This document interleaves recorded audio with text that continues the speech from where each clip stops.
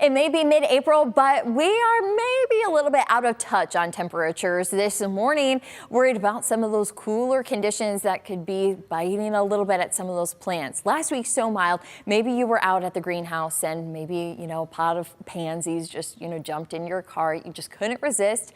I understand it. It happens, but now we have to keep an eye to the forecast to make sure that they can kind of tolerate the conditions that we have. So this morning when we were stepping outside, we found a lot of our readings to be in the mid-30s. We were mainly above the freezing mark for everybody, except Hillsdale did record the morning low at 31 degrees. And even throughout southeast Michigan, some of our cooler temperatures were there, but for many just hovering above and yet still kind of in that range as far as that frost to be possible. But we had cloudy conditions, so we didn't wake up to frost, but still it was a very chilly start in our Tuesday morning. But even going forward, we were still into that frost likely category. Like I said, the cloud cover and even some of those breezy conditions saved us. But as we go into tomorrow, I'm eyeing the potential for some of that frost, and it's going to be likely, as we're eyeing those lows, to be right above the freezing mark. The other thing is we'll have clear skies tonight. So one, that'll help drop those temperatures, but it can support some of that frost development. So be mindful of a little bit of patchy frost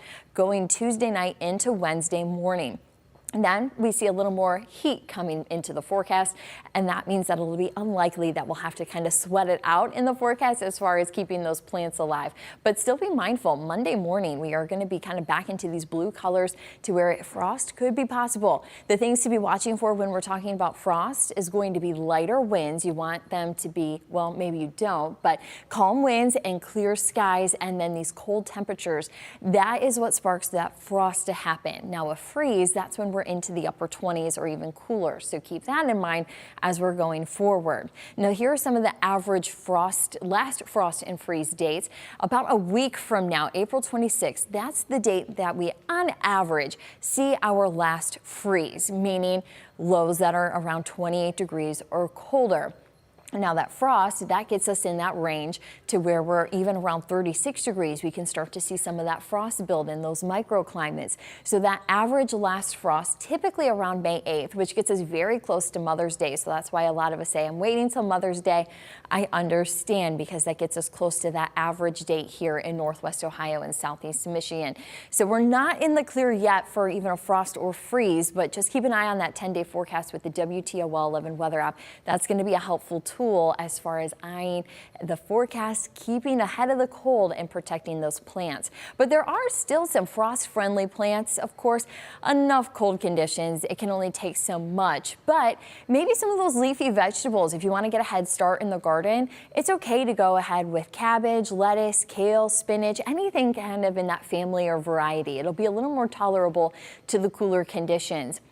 As far as some flowers, well, snowdrop, crocus, primrose, pansies, if you got the pot of pansies already, that is going to be okay. Those are a little more hardy. Now, another thing to keep in mind, though, is that the plants that are a little more mature or well established, that have kind of that deeper roots, those are going to survive a little bit better. It'd be like if we had a young plant, it's a little more vulnerable to those conditions of cold weather, and they may not last as easily. So just a few ideas as far as maybe some leafy vegetables, maybe some color as far as some flowers, or just even any of those plants. Of course, keep an eye to them. If you bring them inside or cover them up, that's the drill if you're going to have them outside and trying to survive in our weather.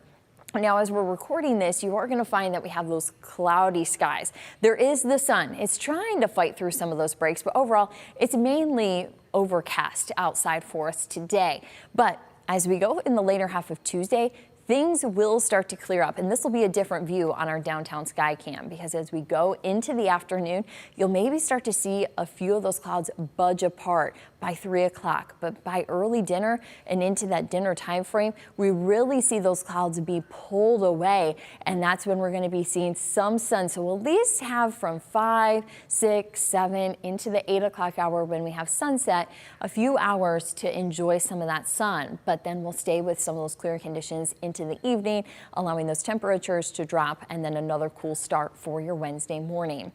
Now, I've been keeping an eye here to radar, but I also have the satellite feature turned on. First, starting with radar, we were worried about a few flurries coming off the lakes, but Lake Michigan's pretty quiet. Lake Erie was a little bit busier this morning with the cooler conditions. You can see it settled down a little bit, but still has brought some snow showers to eastern Ohio, just east of the Cleveland area. But here at home, nothing as far as the rain or the snow.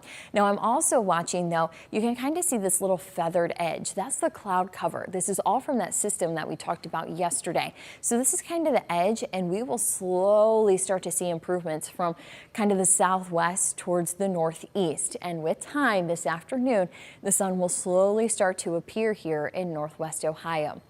So overall, radar, that's starting to calm down for us. Of course, I talked about those morning lows. Use the daily tab here in the forecast. That is going to help you keep track of those morning lows as we go 10 days out. So even though we're not quite into that full May forecast, you, of course, can stay ahead day by day as those temperatures come in. Now, we've had cool conditions because we had this low pressure system come in, and as it rotates counterclockwise, it's pulled a lot of that cold air in from the north, and it has allowed us then kind of those snowier conditions. But we do have some warmer air pooling towards our south, so a warm front on the way, and as that lifts further north, it is going to allow us to see some heat into our forecast for Wednesday and Thursday. Thursday is going to be kind of the pick day here of the week with the heat and also some dry weather to go with it. You'll find our high temperatures, those are going to be up into the 70s and 80s. And then though these bars won't drop a little bit, the temperatures do. You're going to see that even on Sunday around 46, and we still have some 50s, just barely making it close to 60 degrees next Wednesday. So we are going to find a cooler stretch for early next week. And that means that, well, the jet stream has another punch of cold air coming in.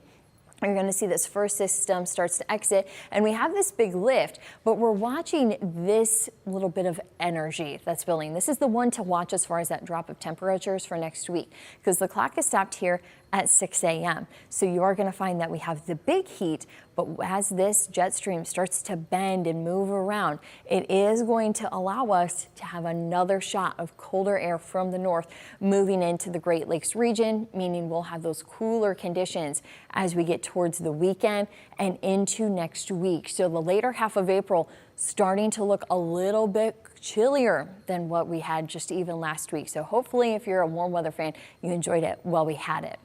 Now for today, still below average. Average high should be in the mid 60s. We're only going to be seeing 51 degrees for your high temperature today. The clouds are really going to kind of stall that out for us, and our wind direction isn't going to help either out of the northwest. We're not really sourcing that warmer air. Now, I did say that the sun is coming later today, and you will find that sunset tonight to be around 8:19. So enjoy every minute that we can, because we're not going to have it for much of the day. We'll just have it for the last few hours of our daylight time frame. Now, the extended forecast, though those temperatures are climbing, just be mindful Wednesday that it'll be a little bit cooler near the lake. We'll have a slight lake breeze that sets up, and then we're going to find on Thursday that we have a bigger warm up, lower 80s, and then here we go with the variability as far as those temperatures. But there's quite a few April showers to go with them. You will find that Saturday, that's our big kind of rainy day that we have in the forecast, a little bit of a higher chance, but still we'll see some showers Sunday, Monday, and even next Wednesday. And even between it with the cooler conditions, we'll still be eyeing some cloud cover in the forecast as well. So between eyeing that upcoming rain and also those morning lows, make sure you have the WTOL 11 weather app up and open and keeping an eye to that as we go through this spring, and maybe a little glimpse of some winter weather hanging on in the forecast.